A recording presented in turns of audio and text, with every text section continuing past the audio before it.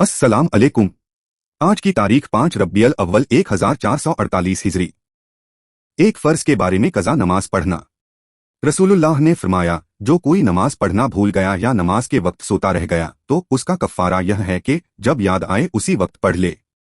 अगर किसी शख्स की नमाज किसी उज्र की वजह से छूट जाए या सोने की हालत में नमाज का वक्त गुजर जाए तो बाद में उसकी कज़ा पढ़ना फर्ज है।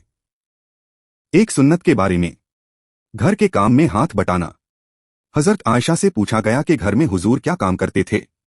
हजरत आयशा ने फरमाया, आप घर के काम में हाथ बटा दिया करते और जब नमाज का वक्त हो जाता तो नमाज के लिए चले जाते। एक अहम अमाल की फजीलत। अपनी गलती पर शर्मिंदा होना।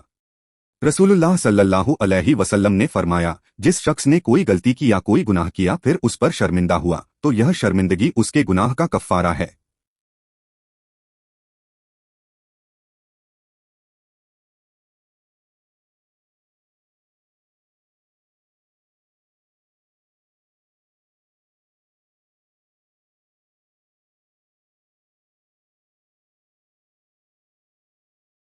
आखिरत के बारे में।